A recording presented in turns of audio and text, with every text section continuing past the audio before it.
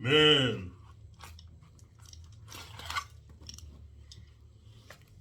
got around. OG7 back here. And today, guys, I have some stories of victory and glory for you. The victory of one strong and dedicated man who decided to stand up against society and the YouTube algorithm and others on the prison genre to tell you the cold, hard facts about maximum security prison and what happens in maximum security prison, guys. And this is a very important video because it's going to be graphic, disturbing, dude, and very, very, very scary for you youngsters who are going to finally hear the truth about what really, really goes on in maximum security prison, so you can open up your eyes and open up your thoughts to understanding the world is not the place that you think it is, man, because you've been lied to by a lot of different entities. So without further ado, I'm getting to the topic of today's video, which is, warning, this is a graphic video telling why prison gangs allow bandits to take other men's cheeks. So I want to try to keep this video short because I have a couple other videos I'm going to be doing for you guys later on that are going to be quite long. So I want to be respectful for you guys that have ADHD and you're taking Ritalin and shit because you can't sit still. Because you don't understand, dude, like there is no immediate gratification. Sometimes you have to pay your dues, man, in order to get to the sweet spot. Sometimes there's pain before pleasure, dude. Sometimes you got to put in work, man, to get the reward. But in this video, I'm not going to make it too long because I'm going straight to the point, straight to the facts, no rambling. So let's get started, guys. First of all, I want to clear up some misconceptions that might be confusing some of you guys here on my channel. Because as you read through the comments, and so you guys know I read through each and every comment, but as you, let's just say you square dudes or you non-initiated or non-illuminated or non-affiliated type people, you read through the comments, you might get confused because the whites be like, oh man, that's the black thing. The woods don't do that, brother. The woods don't roll like that, brother. They'll be extricated from the yard, brother. And then the Mexicans be like, hey, Holmes, this Vato's lying, Holmes. Hey, S.A. Vato. It's only the blacks who do this, Holmes. The Mexicans, Holmes. We don't play that, Holmes. The familia, we don't play like that, Holmes. You'll be executed, Holmes. You take another man's cheeks without his permission, Holmes. Simon Vato. And then the blacks get on there like, no, gee, you capping, man. You know, I did 25 years in max security prison. I ain't never seen no shit like that, dog. You capping, man. You undercover gay motherfucker, man. Fuck that shit. You capping. You full of bullshit. I'm gonna run up on you, right? Everybody talking about they don't play this, they don't play that. And I really thought about it, guys, because I'm here to give you factual information, dude. And I want to share something with you guys. A lot of you guys come in the comments like, why should we believe you, OG Silverback? You lied before you embellished. Okay, man, like for the last time I'm going to address this, dude. To embellish my military past in order to encourage youngsters to go from one gang, which is like Bloods, Crips, Serenos, Norteños, the Western Familias, Aryan Brothers, Skinheads, this type of negative stuff. I embellished the story to become a super soldier to encourage you to join another type of gang, which is the military, except the military is a positive thing.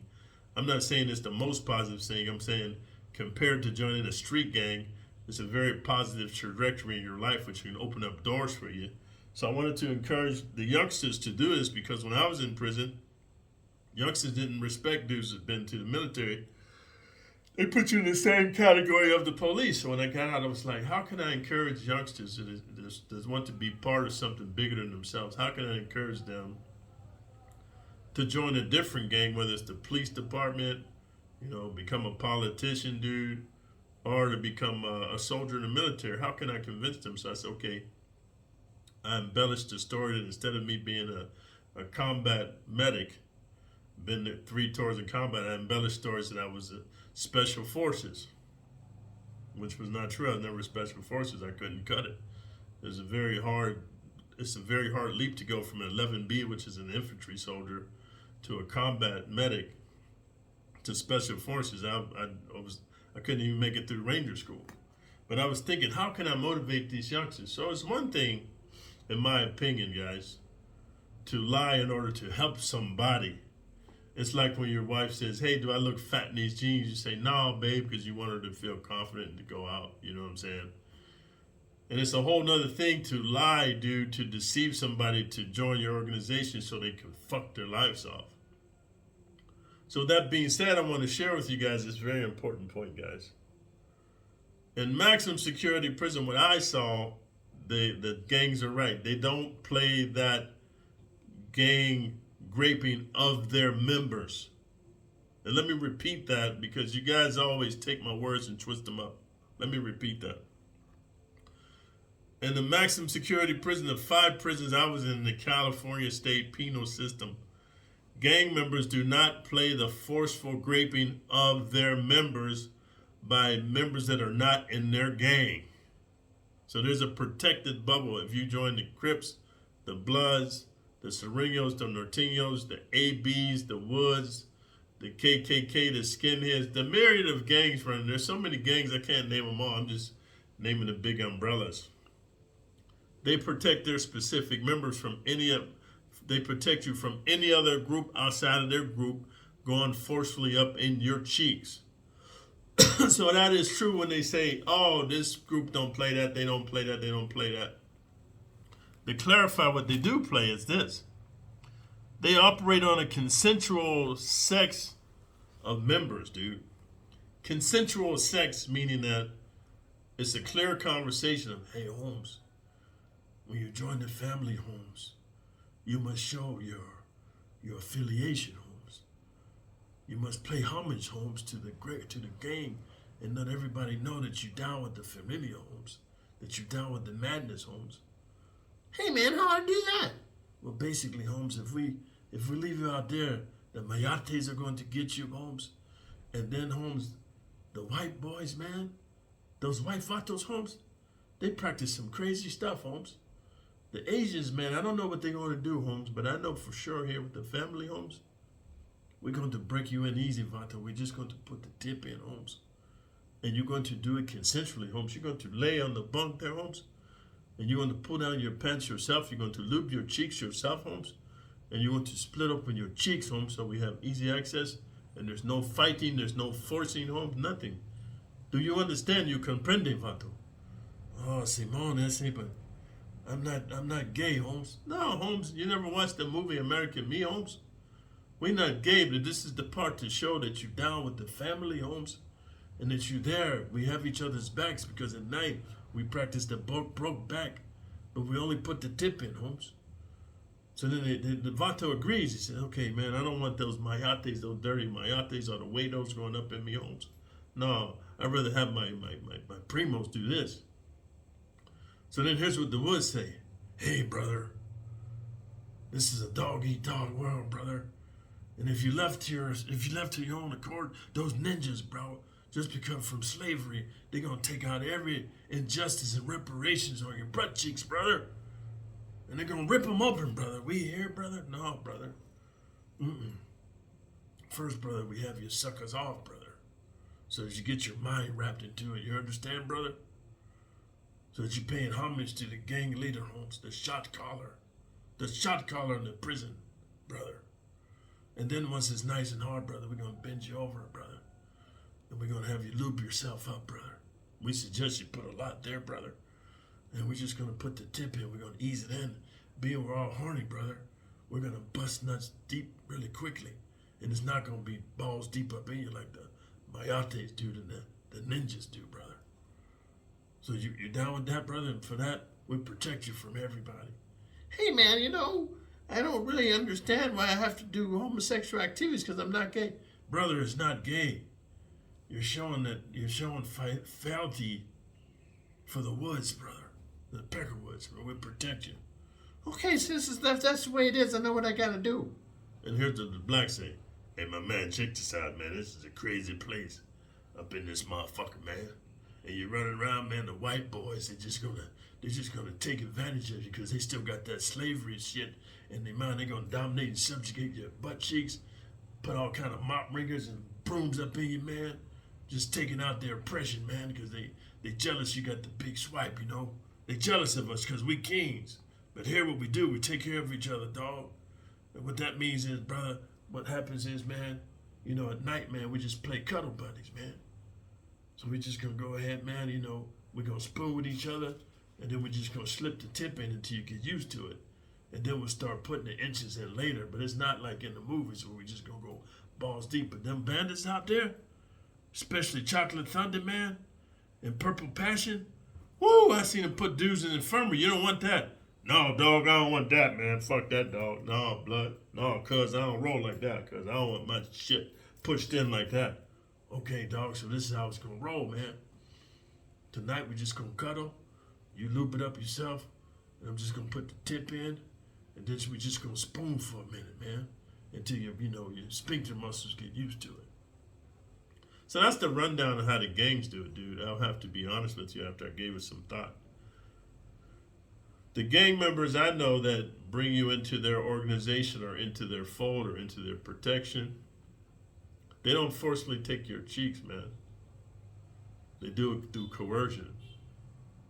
And so you might say, well, OG Silverback, you explained that the gang members don't play the forced grape, and you explain that they give love to the homies, but then you don't explain why the bandits are just so prevalent in prison. Well, here I had to lead up to that, guys. And here's the whole thing.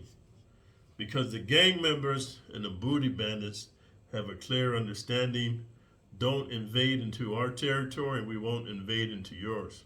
Because let me make no mistake, guys, there's booty bandit gangs. If you've seen the movie Shawshank Redemption, that's just one of them. There's another one called An Innocent Man. There's another one called Glass House. There's a few others I can't think of, but they run in packs. Why? It's easier to take a grown man's cheeks forcefully, dude, if it's like 3 to 5 guys. Why? One guy, man, like, even if the guy's bigger than you and you really about your business, man, it's gonna be hard for him to take your cheeks, like, even if he knocks you out, because he's only got a short window to do it. 2 guys, man, they can rat pack you, but then you're still fighting, man. But whereas the 3 guys, one guy can hold your legs, the other guy can hold your arms, then the third guy goes up in you, dude. Like that. Hurry up, man. What the fuck, dog? Actually, don't have to say hurry up, because once they penetrate your tight sphincter, they just bust nuts like, Oklahoma! Woo! Then the next dude comes, Alabama! Like that.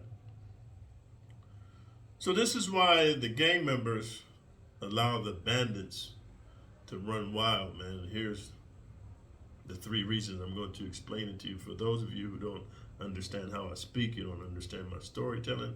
I'm not a storyteller. I'm just reliving. I'm reliving what I've seen, and I'm sharing it with you in the words, the vocabulary that I have. I'm sorry if I'm not the most eloquent speaker, but here's the 3 main reasons. Number 1, when you first get to maximum security prison, the bandits just can't take your cheeks, man. The first day, just dump on you and take your cheeks. That's why there's a series of tests. Why?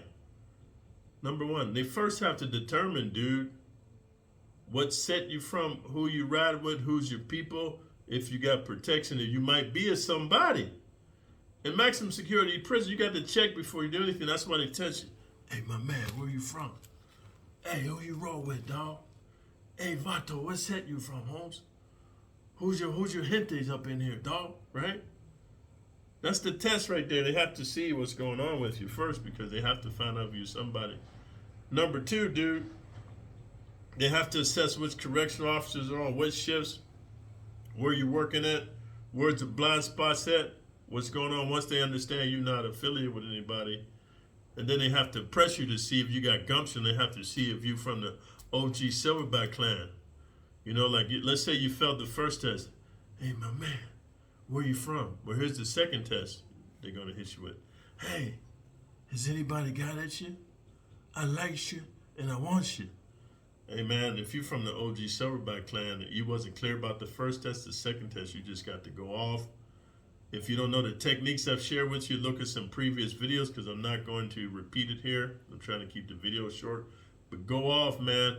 Go balls to the wall and tear that motherfucker's head off. And number 3 is this, guys.